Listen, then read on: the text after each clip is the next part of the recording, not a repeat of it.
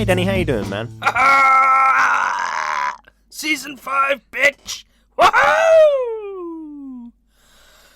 Wow, I'm glad we're back with Danny's flawless impression of Rick Sanchez. Flawless. You could go to Hollywood, sell that for free, Yeah, and people wouldn't buy it. you can tell that I've been holding that in for a year. Because it's gone stale. Yeah. Anytime we do another podcast before this, it's just me being really tense because I've been holding that in for so fucking long. Been suppressing the urge to do your Rick Sanchez impression. Yeah. Hey Danny, how you doing, man? I'm fucking great, Lewis. Oh God. Rick and Morty is back. We don't know if you've noticed, but if you haven't, why the hell are you listening to this episode? Exactly. Let's be honest. You don't need to watch. You don't need to watch whatever we're talking about to understand what we're talking about, because most of the time we explain it in far too much detail. So Yeah. if you haven't watched it, please continue listening. But if you would like to watch it, it's out and about. Go and take a look. It certainly is. I think in the UK, Channel 4 have the rights, so I imagine it's on 4OD. I think it's a bit behind on 4OD, but I could be wrong on that. Okay. But yeah, so it's season 5, episode 1, and this episode is called Mort, Dinner, Rick and Ray. Is that like a reference to something? Because I don't get it. Definitely will be, but I don't get it either. And it was written by Jeff Loveness, it was directed by Jacob Hare, and is starring Justin Roiland, Dan Harmon, Chris Parnell, Spencer Grammer, and Sarah Chalk. Lovely stuff, yeah. Have you got an opening statement, Chuck? I do. A strong start to season 5 with a horny new nemesis, a commentary on what can drive society, as well as Morty once again fucking it up with Jessica. I like that horny is a character trait in Rick and Morty. Yeah. It's not like a state of being, it's like a character trait. It's bizarre. Absolutely. Imagine if you were talking to someone in real life and they were saying, "Oh, we're going to meet Darren tonight or whatever at this party we're going to." You're like, "Oh, what's he like?" And they said, "Oh, he's a good guy. He's pretty horny." you go, "I'm sorry, what? Horny. That's like a personality trait for Darren?" Horny Darren. That's his Horny name. Darren.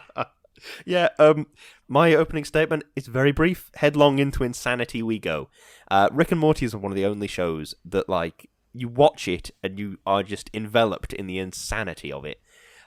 Because it's just insane. It doesn't make any sense. None of it makes any sense, but that's in that is the beauty of it, I think. Yeah. Before we hop straight into the hot question on everyone's lips, what did you see the sort of because I downloaded Rick and Morty. Did you see the end? There was like a little mini interview with a couple of the people behind Rick and Morty. Is that the inside the episode? Yes, that. Did you see that? I didn't see that, no. Oh, well, it was very interesting. They briefly said something about how they wanted Mr. Nimbus, terrible name, to be like sort of the anti-Rick or the ultimate Rick. It's like a strange, interesting thing, but yeah. Oh, that is quite. I mean, I suppose he is kind of like Rick in his own way. Like he's more sort of, he's like an upper class posh Rick, I guess. Yeah. You know, he can basically do anything, but he is like Richard, and like he's as horny as Rick. I'll give him that. A bit more flamboyant, I guess. Yeah, I suppose so. My witness is the squid. That was brilliant. I love that. That's so good. Yeah. Right. Hot question on everybody's lips. Everybody's dying to know. Danny. Is Noob okay? Ooh, probably not. He's probably lit. I hope Noob's okay. I'm invested in Noob's well-being. God damn! Yeah, Noob gets it. Thanks, Noob. I imagine. I think they'll probably end up doing like a sort of a villain kind of thing where he's like been. He comes back as like Phoenix Noob. Yeah, or old noob. Like maybe, yeah. You know the game term for like someone who's new, noob. Yeah.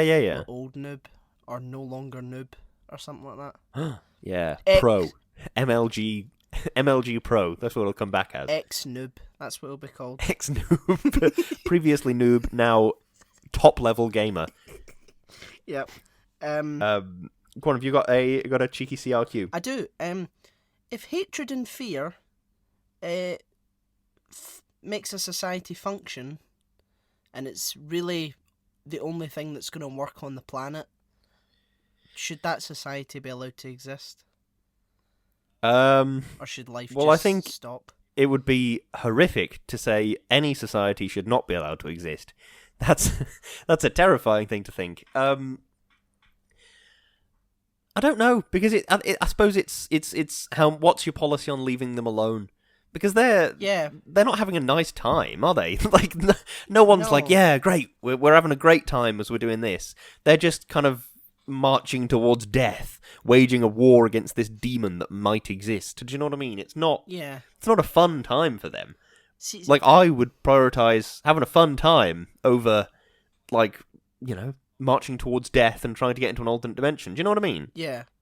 When I say, like, allowed to exist, I don't mean that, like, the United Earth colonies, like, just comes in and, like, genocides the... I mean, like, hypothetically, like, should it, like, if the only sort of way of thinking is to be hateful and xenophobic, and that's the only way to sort of create society on a specific planet, should that, is that morally okay? I honestly don't know. Let's because say for example, like, for whatever reason, all other societies failed, like egalitarianism and equality, all of that just failed, and the only way was to have a permanent enemy that may or may not come back, and focus your entire economy, your entire life to sort of fixating over that. If that's, like, the only thing that works to create civilization, should that, like, be allowed? I don't think I'd encourage it, certainly. I would definitely try everything else that I could. But what if nothing else worked? Well, the thing is, it's not like they're... I don't know, it's kind of the Watchmen thing in a funny way, isn't it? At the end of Watchmen, when they're like, we need to unite against the potential alien threat. Yeah. And then all war is over from that point onwards. Do you know what I mean? It's like, well... Right, you know what it is? It's how many good things can a man do in his life before it's okay for him to eat a baby monkey? That's what it is. What? That's what you're saying in a very roundabout way. If you view morality as a balance between the things that people do that sort of hurts other people and the things that people do that help other people, then it's essentially what we're saying in saying, oh, well, there's a society where, yes, their entire economy is driven by hatred and fury and real anger towards this demon that might not even exist, but they do have a thriving society, and they do have advanced technology, and they do have, like, magic and stuff. If that was what you're essentially saying, if you boil that right down, is how many good things can a society accomplish before they're allowed to do a bad thing? Yeah, but does that make sense? Yeah, I get what you mean, but it's not like their entire society is based on hatred and fear, and, like, the consequences of that would be probably quite a miserable population. Like, it probably would be, yeah. Is it better to just sort of let small clusters of villages, form, rather than maybe like a huge, technologically advanced, hateful, religious sort of cult that. Well, I suppose the question as well is, do we know that this is the entire society? Could this just be one town in one corner of one continent? True. Could the rest of the planet be, like, completely fine? And they're like, yeah, we just don't go to that bit. We just don't go there. What the fuck they're going up to? Because plus beyond that, is everybody working towards that goal? Is it like the goal of destroying Morty? Is it like, is there a guy in a basement somewhere making and serving, I don't know, lunch in a cafeteria, and he's like, okay, today is chips and fish fingers, and he's shoveling them every day, but in his heart all he's thinking about is, I need to avenge the death of this person I never met, I need to kill Morty, Yeah. That's what I'm working towards? Or is he just thinking, I'm serving up some chips, going to go home later and see my wife and my kids. Has he got a pretty chilled out life outside of that sphere? Yeah. Do you see what I mean? It's hard to imagine a society. I don't believe that a society could exist where every single member of the society believes in this sort of... Yeah, I don't... everything I do is towards the goal of destroying Morty. Yeah, I don't believe that either, but like, enough of them do in order for them to be like a threat, and like once they achieve their goal, what do they do from there? You know, it's like it's like Daleks, right? Daleks are fine in their walled off city when they use static to get about, and they can't leave, and they can just sort of be hateful and xenophobic in their city, and as long as no one goes in, it's like, well, you know, they're just, let them just live their isolationist horrible life there. Do you know what I mean? But like once they conquer static, and then they eventually become, you know, a bigger threat, that the Time Lords have to send the Doctor back to their beginning to be like, no, you gotta get rid of these people. You know, it's like, where do you go? Okay, maybe not. We're gonna have to stand in your way here. Have to. But I suppose the difference there is that the Daleks want to destroy everything that is not a Dalek, but these dog people, who also seem to have hooves, it's a very strange biology. And, but and the guy's called Hoovy. Sort of, that's like naming your child Feet Boy or something. Or Feety, Handy. It's like calling your child Handy, which is not a name you want to give to your child. No. But some guy they called only Handy out there, absolutely fucking moulding. He's listening to the podcast. He's just throwing his phone at the pavement in fury. It's shattered. My voice is coming out of the tiny speaker at the bottom, just making fun of him. He's furious. He's going to come and kill me. Yep, definitely. But anyway, you're going to be Morty. Yes, I am going to be Morty. I'm going to get some sci-fi lasers. My point is that oh fuck! I've completely fucking forgotten because we're talking about some guy called Handy that's coming to murder me. My point is that they're not... Yeah, the Daleks would try and kill everything. These people just want to kill Morty. That's it.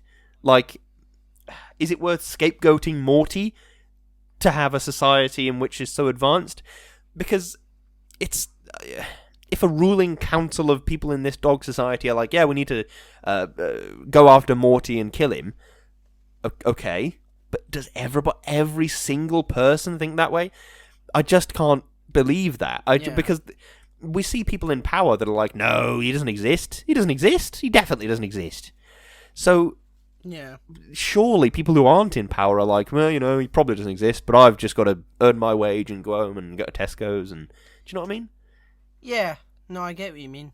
It's an interesting sort of question to pose, though, and it's a sequence that lasts for about 5 minutes, and yet it's spanned about a fucking 15-minute conversation about it. But yeah. Plus, I have to say, this dog people story, I wrote this when they were still in medieval times. The dog people story is better than Game of Thrones.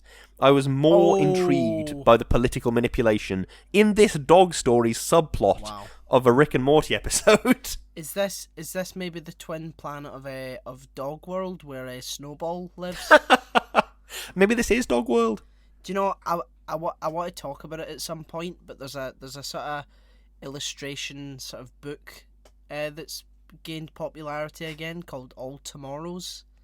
About like sort of weird forms of like evolution and stuff like that, and it's science fiction, but it's so creepy and it's really weird, and it just reminded me of that. But I'll talk about that another time. Go read it. It's really, really good. Okay.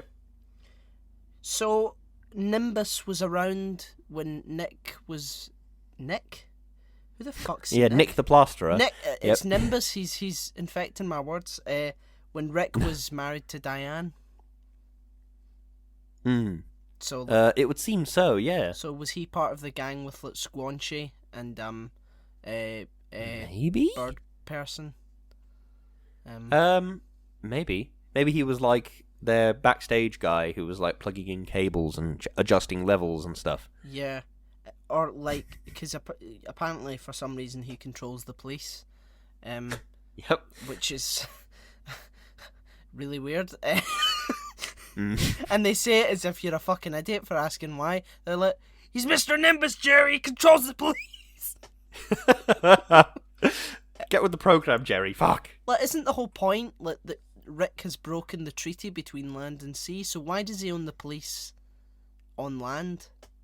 That's a good point. Or does he own Maybe he should all own police? the Coast Guard? I don't know. Well, he doesn't own them so much. I feel like he controls them. It's like he's got a telepathic power over someone after they've become a police officer. Yeah, but there's not really a sort of essentialist biological thing for police officers. It's like, you know, people join the police for different reasons. It's not like you join the police and your genetics change to be Maybe it's some kind of bullshit about like the dye they use for the uniforms is like comes from seashells or something. I don't know.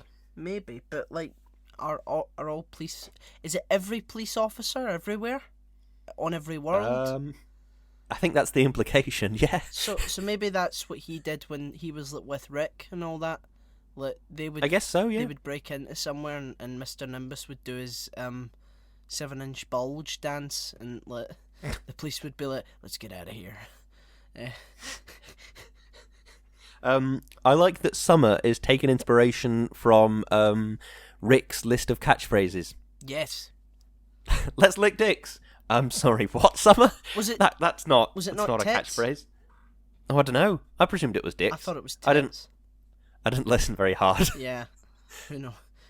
Who knows? It's either or, you know. Either or. She'll probably, if she did say, "Let's lick dicks," she will definitely say, "Let's lick tits" at some point in the run of season 5. You know.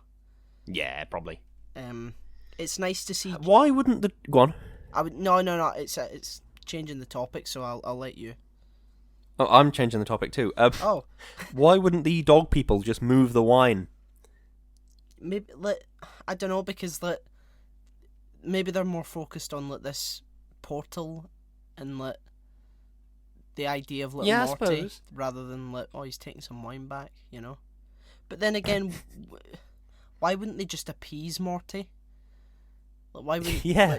Why did they immediately jump to a vengeful society? Yeah, he literally does nothing else but take wine at the beginning, and yeah, it's really. It's really quite horrifying, because the guy, it's just this nice guy called Hoovy, who's like, "Let me help you there, young man," and he's like, "Oh, I'm really nervous about meeting this girl," and he's like, it's okay, bud, I've been there, just be yourself." So, "Oh, thanks, Hoovy, you're the best." Goes back, his wife has rotted to death, and his son's like, No. "But you're welcome back, father." Like, I mean, in the writer's room of Rick and Morty, what absolute psycho is sitting there going, "Guys, I've got a good one." It's almost like, you know, do you remember the plane one last year, where I think so. Morty meets the girl, and he's like, Oh God, yeah. yeah, and it's like a 5-minute sequence of him falling in love with her, then they break up, and then they get back together, and they go on a plane, and then they survive, and then Jerry accidentally presses the button, and Morty has seen all that and is like, "Oh, it's horrible." I like the fact that in the title sequence, like in previous seasons, it is literally Morty just getting hurt, and like when that sort of comes to fruition in the show, it's like sort of, yeah, okay, yeah, that does happen quite a lot then, doesn't it? Yeah. But I like that. I love analyzing the title sequence because it's so stupid. yeah. Like, are they going to suit up like Power Rangers and then get sucked into tubes? What's going on? I want to read the caption for this episode. It's a belter. Wait, where is it? It's because normally it's like a small sort of synopsis of the episode, but the caption reads, "Big man coming for dinner. Better check the booze." That's the entire caption. I suppose it's accurate at the very least. Oh well, I missed out, bruh. It's "Big man coming for dinner, bruh. Better check the booze." Who's saying Is that? that a quote? Who in the story is saying that? Is that Rick, I suppose. big man come for dinner, bruh? Better check the booze. Yeah, I guess so. I like this bizarre theory of Rick's that like, oh, this is crap, cheap wine. Put it in here so it can age for several centuries. Yeah. And then go back and get it. I'm just realizing, Morty is the one also going for dinner. If you think about it, like he's going to get booze. So it's he's also it's like a parallel between him and like Mr. Nimbus. Only Mr. Nimbus is infinitely less destructive than Morty is. Mr. Nimbus wants a peace treaty, and Morty just starts a war with a civilization he also kind of founded. Yeah. How, thing is, it's because they kind of imply on several occasions that it's essentially a religion in that civilization. Yeah. So imagine if, like, a portal opened in your house and Jesus comes out and shoots you with a laser beam. That's what we're talking about. Quite frankly, I wouldn't be living next to the portal for the rest of my life. Like, No, that's true, yeah. I would have moved long ago and just got on with it. I not just got on with it. I would have been devastated and distraught for years, but I wouldn't have stayed next to the place where Jesus appeared and shot me. Yeah, I feel like also if I moved into a house and there was just some grown over bottles of wine in crates, I would either try and sell them to somebody that knew stuff about wine, or I would just get rid of them, throw them away, move the bush. Do you know what I mean? I'm not gonna. Why am I keeping some other guy's wine? I don't drink wine. Why would I? I don't know. No, definitely. Where is Clone Beth?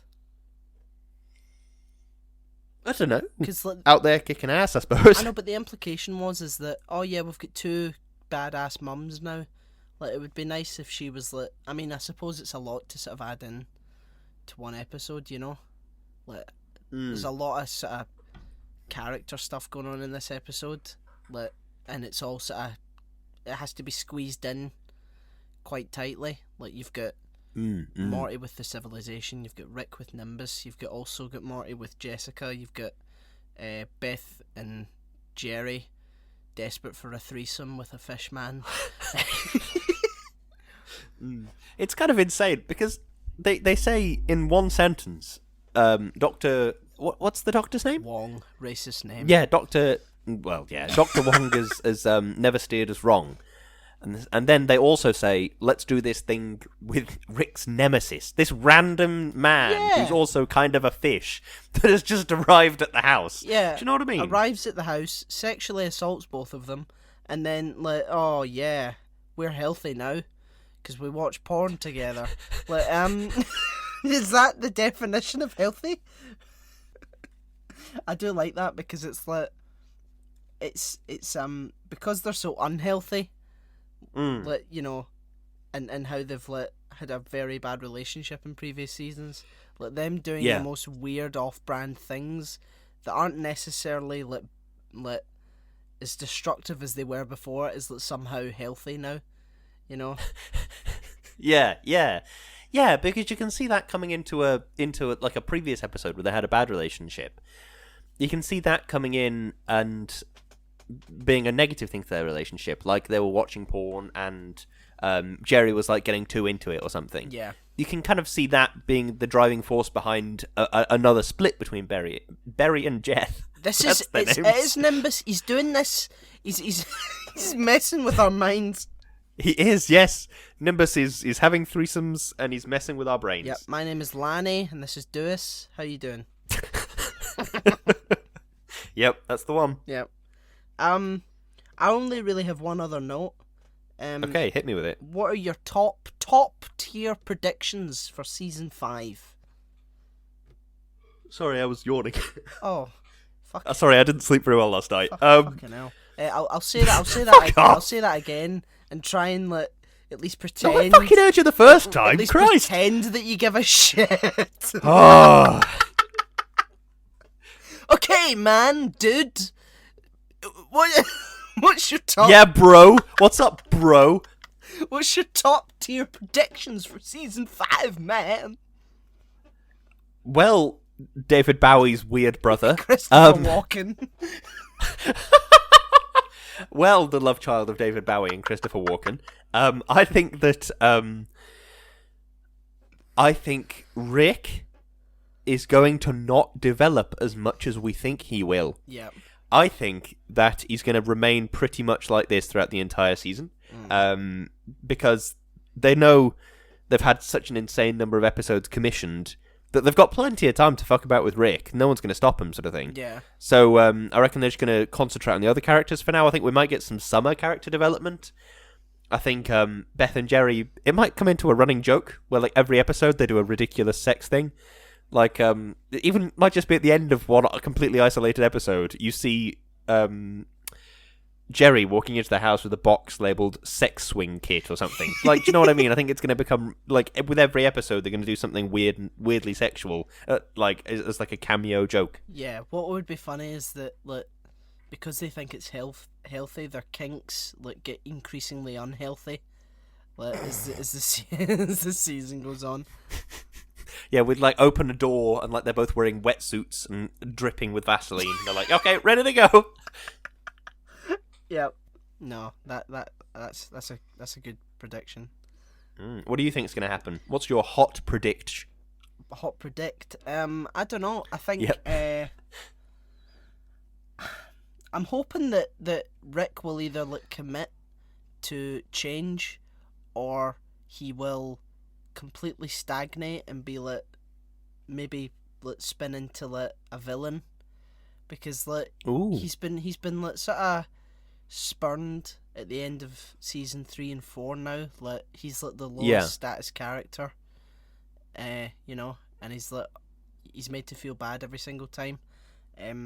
So it's like either he's going to learn his lesson and actually try and give a fuck, or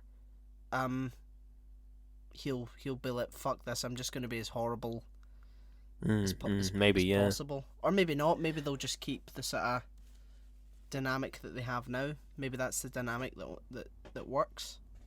But I want to see some development for you know, because it's like they get an amazing amount of development, but like at the same time they don't, if you know what I mean.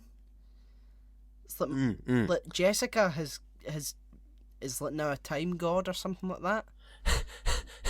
Yeah, like, fuck off, I'm a time god. But I have like a feeling that will just like be retconned by like the next episode. I think you might something. be right. I want to see some, you know, I want to see some stuff. I want to see some woo.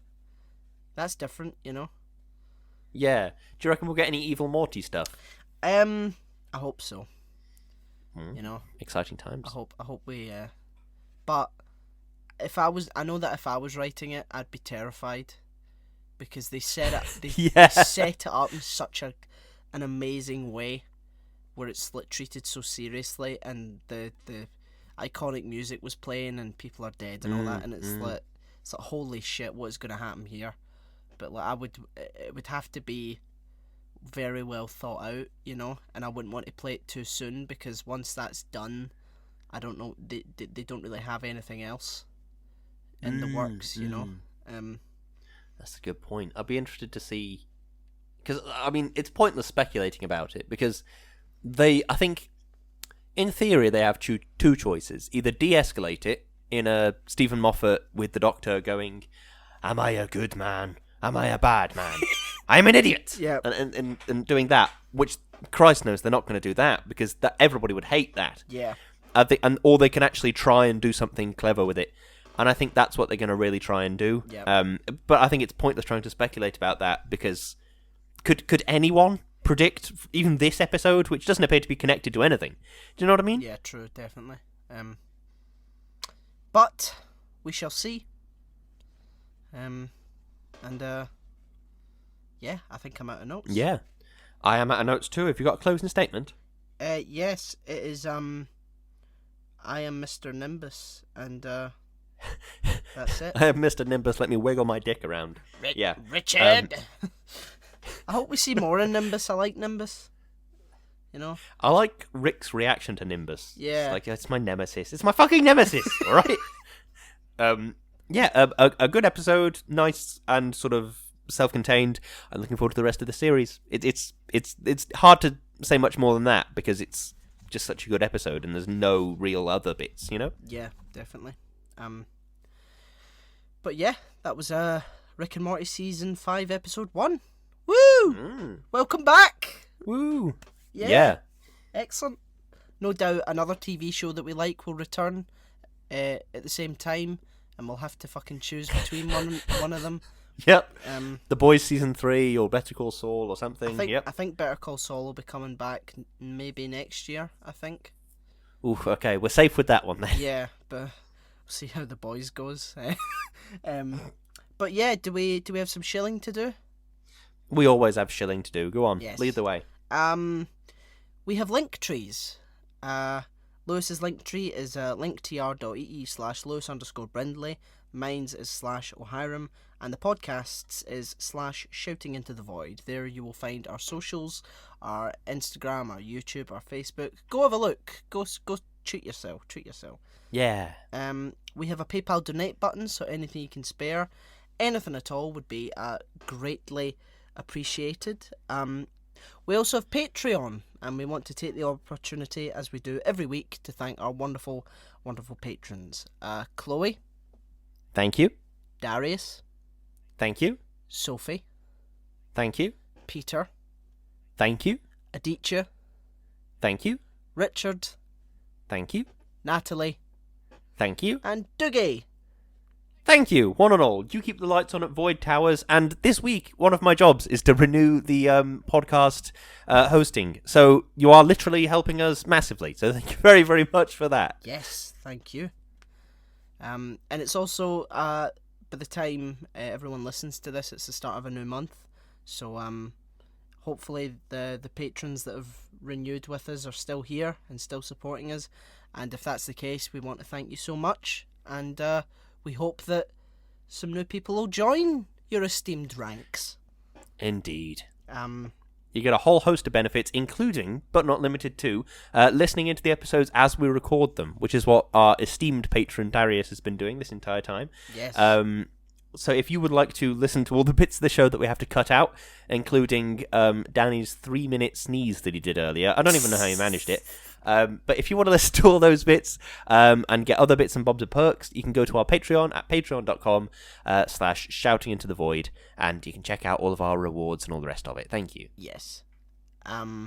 We also have merch on Teespring and Redbubble. We sell tote bags, jumpers, t-shirts, mugs, all sorts of tacky shite. So go have a look, treat yourself. You know, Christmas is on its way. Danny, it's June. Well, it'll be July when this goes out. Well, listen, you know, if it ain't broke, What? Last but not least, we are partnered with an amazing company called Number 12 Crochet Avenue, and Lewis is going to say some wonderful things about them, all of which are true. Yeah, Number 12 Crochet Avenue is a wonderful company run by my wonderful wife, in which she crochets, and she's very good at it. If you want to spice up your Instagram feed with some incredibly aesthetically pleasing content, go to @Number 12 Crochet Avenue on Instagram, and you can give her a follow, give her a like, give her all that sort of stuff, and yeah, go and check it out. Absolutely. Well, I think that's us. Yeah. So we will... I think it is us. I was taking a sip of water. Yeah, but well, thank you so much for listening, and we will see you, hear you, smell you, control the police with our dicks next time. Yes, I hope I don't have to do that, but I will certainly be talking next time. Goodbye. Goodbye.